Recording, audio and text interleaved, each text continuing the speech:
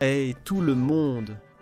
Suite au succès des pays qui n'existent pas en Europe, j'ai décidé de faire une autre vidéo sur les pays en Europe, qui sont plutôt petits et inconnus par beaucoup de gens autres que les Européens maintenant. Si vous vivez en Europe ou avez simplement un intérêt pour ce type de choses, ceux-ci sont probablement tous très évidents et bien connus de vous. Ce sont tous des pays officiels, même si certains d'entre eux ont des problèmes dans la reconnaissance de leur indépendance par certains autres États. Alors commençons par Andorre. Andorre est un micro-État souverain, enclavé dans la péninsule ibérique. Elle est bordée par la France au nord et l'Espagne au sud.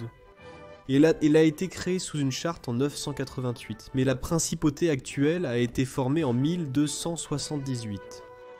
Elle était connue comme une principauté, c'est une diarchie, dirigée par deux coprinces, l'évêque catholique d'Urgell en Espagne et le président de la France. Bien qu'il n'ait pas de pouvoir au quotidien, cela crée un cas intéressant où le monarque régnant d'un État souverain est techniquement élu par le peuple du pays voisin. Son territoire est vraiment petit, ayant une superficie de 468 km² et une population d'environ 77 000 personnes. Ayant rejoint l'Organisation des Nations Unies en 1993, ce n'est pas un membre de l'Union européenne, mais utilise l'euro comme monnaie, probablement en raison des plus de 10 millions de touristes qu'il accueille chaque année. Ensuite, nous avons le Liechtenstein, qui porte le nom de sa famille royale régnante, la Maison de Liechtenstein, également une principauté et une monarchie constitutionnelle. Il est situé en Europe centrale, bordé par la Suisse, à l'ouest et au sud, et l'Autriche à l'est et au nord. La langue officielle est l'allemand. Il est devenu indépendant de la Confédération allemande le 24 août 1866.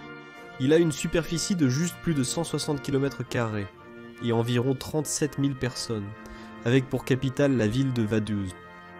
Fait intéressant, il a l'un des plus hauts produits intérieurs bruts par personne au monde et l'un des taux de chômage les plus bas, probablement en raison de la petite taille de la population et du fait qu'il s'agit en quelque sorte d'un paradis fiscal légal pour les milliardaires. C'est un membre de l'Organisation des Nations Unies, mais pas de l'Union européenne. Cependant, il a une union douanière et monétaire avec la Suisse, utilisant le franc suisse comme monnaie. En allant vers le sud-est, nous trouvons le Kosovo. Le Kosovo est un sujet un peu sensible pour les Européens des Balkans.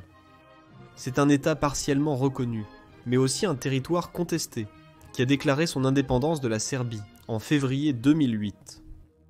C'est un pays enclavé sur le territoire de la péninsule des Balkans, bordé par l'Albanie au sud-ouest, la République de Macédoine au sud-est, le Monténégro à l'ouest, et la Serbie au nord et à l'est. La Serbie ne reconnaît pas l'indépendance du Kosovo et continue de le revendiquer comme une province autonome.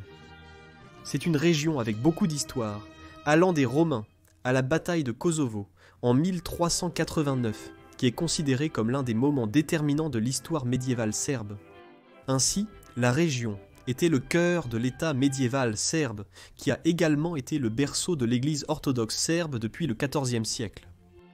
En 1998, la guerre de Kosovo a eu lieu, ce qui a conduit au début d'une mission de l'Organisation des Nations Unies. Aujourd'hui, il est reconnu par 111 membres de l'Organisation des Nations Unies. Ce n'est pas une partie de l'Union européenne, mais il utilise également l'euro comme monnaie officielle. La Macédoine se situe juste au sud du Kosovo. La Macédoine est également située dans la péninsule des Balkans, en Europe du Sud-Est. C'est l'un des États successeurs de l'ancienne Yougoslavie, dont il a déclaré l'indépendance. 1991 ayant une superficie d'environ 25 000 km². Il est devenu membre de l'Organisation des Nations Unies en 1993, mais à la suite d'un litige en cours avec la Grèce sur l'utilisation du nom Macédoine, il a été admis sous la description provisoire de l'ancienne République yougoslave de Macédoine, qui dure encore aujourd'hui. La raison de ce litige est l'ancien royaume grec de Macédoine, qui occupait ce qui est aujourd'hui le territoire de la Macédoine à l'intérieur de la Grèce. Les Grecs revendiquent essentiellement la propriété du terme. Il y a aussi la question des Macédoniens grecs, qui sont d'une ethnie différente des Macédoniens slaves, et la Grèce accuse également le pays de Macédoine d'appropriation culturelle de certains des symboles macédoniens anciens. Ils ont cependant convenu que l'utilisation du nom macédonien serait acceptable si elle était complétée par un qualificatif géographique, comme la Macédoine du Nord. C'est aussi un pays enclavé bordant le Kosovo, la Serbie, la Bulgarie, la Grèce et l'Albanie, avec plus de 2 millions de personnes, dont un quart sont albanaises, ayant sa capitale à Skopje. C'est un membre de l'Organisation des Nations Unies, et en 2005, il a commencé le processus de demande d'adhésion à l'Union européenne et à l'OTAN. Un peu plus au nord-est, nous avons la Moldavie, un autre pays enclavé bordé par la Roumanie, l'Ukraine et la République autoproclamée de Transnistrie. La capitale est Aioshko, 3-4 maintenant, que je prononce probablement mal. La majeure partie du territoire moldave faisait partie de la principauté de Moldavie du XIVe siècle jusqu'en 1812, date à laquelle elle a été cédée à l'Empire russe par les Ottomans. Elle a ensuite été intégrée à la Roumanie, puis les Russes l'ont reprise, puis ils sont devenus indépendants, et ensuite à nouveau roumains. En 1940, à cause du pacte Molotov-Ribbentrop, la Roumanie a dû céder la Bessarabie à l'Union soviétique, qui a créé la République socialiste soviétique moldave. En 1991, avec la fin de l'Union soviétique, la Moldavie a déclaré son indépendance, ayant un contrôle total de leur territoire jusqu'à aujourd'hui, à l'exception de la Transnistrie. C'est un pays assez grand, avec 33 000 km² et une population proche de 3 millions de personnes. Mais le fait qu'il soit coincé entre la Roumanie et l'Ukraine fait qu'il n'attire pas beaucoup d'attention. Pour changer de tous ces pays enclavés, nous passons à une île, Malte. À ne pas confondre avec l'ordre militaire de Malte dont nous allons parler ensuite. Malte est une île, ou techniquement un archipel, puisqu'il s'agit de 2 petites îles en Méditerranée, entre l'Italie, la Tunisie et la Libye. Avec une superficie d'environ 315 km² et 450 000 personnes, c'est l'un des pays les plus petits et les plus densément peuplés du monde. Leur capitale est La Valette, avec seulement 800 m². C'est la plus petite capitale de l'Union européenne. Malte a toujours eu une grande importance stratégique. Elle est habitée depuis 5200 avant Jésus-Christ et a été gouvernée par les Phéniciens, les Carthaginois, les Grecs, les Romains, les Byzantins, les Arabes, les Normands, les Siciliens, les Espagnols, les Chevaliers de Saint-Jean, les Turcs, les Français et enfin les Britanniques. Les Britanniques ont été les derniers dirigeants, avant l'indépendance, en 1964. Elle est devenue une colonie britannique en 1815 et c'était une station très importante pour la flotte britannique. Durant la Seconde Guerre mondiale, elle a aussi été essentielle dans le combat contre les Allemands. Son courage face aux attaques et au siège de l'Axe, qui a duré près de 2 ans et demi, aboutissant à une victoire alliée, a valu la médaille de la Croix de Georges, qui est toujours présente sur leur drapeau aujourd'hui. En 1864, ils sont devenus indépendants en tant qu'État de Malte, et 10 ans plus tard, en 1974, ils ont consolidé leur indépendance, devenant une république, rejoignant l'Union européenne en 2004 et la zone euro en 2008. Malte a toujours eu une relation étroite avec le christianisme. On dit même que Saint Paul a fait naufrage sur l'île. Et l'un des dirigeants de 1530 à 1798 était l'ordre des chevaliers de l'hôpital de Saint-Jean de Jérusalem, à qui l'île a été donnée par Charles Ier d'Espagne. Maintenant, c'est un bon moment pour faire la transition vers l'ordre de Malte. L'ordre de Malte est un État souverain indépendant, malgré le fait qu'il n'ait pas de véritable territoire ou pays à appeler le sien. Il est actuellement basé à Rome. Leur nom complet est l'ordre souverain militaire hospitalier de Saint-Jean de Jérusalem, de Rhodes et de Malte. L'ordre de Malte, qui est le nom commun, a été fondé en 1099 à Jérusalem par le bienheureux Gérard, et c'est l'ordre de chevalerie le plus ancien encore en existence dans le monde. Ils sont une monarchie élective, avec la devise défense de la foi et assistance aux pauvres. Ils ont commencé en tant qu'ordre, visant à fournir une assistance médicale aux pèlerins, se rendant en Terre Sainte. Mais lorsque Jérusalem a été reconquise par les Arabes, ils ont changé leur objectif pour défendre les chrétiens persécutés. Après la chute de Jérusalem, ils ont opéré depuis Chypre jusqu'en 1310, puis Rhodes jusqu'en 1523, Malte jusqu'en 1798, et depuis 1834, ils opèrent depuis Rome. L'ordre entretient des relations diplomatiques avec 107 États. Il a un statut d'observateur permanent à l'Organisation des Nations Unies, conclut des traités, et émet ses propres passeports, pièces de monnaie et timbres. Ses 2 bâtiments de siège à Rome sont extraterritoriaux, ce qui a un statut similaire à celui d'une ambassade. Aujourd'hui, ils sont essentiellement une organisation humanitaire, employant plus de 40 000 médecins et comptant sur 80 000 bénévoles dans plusieurs pays pour aider ceux qui ont besoin d'assistance, quelle que soit leur religion.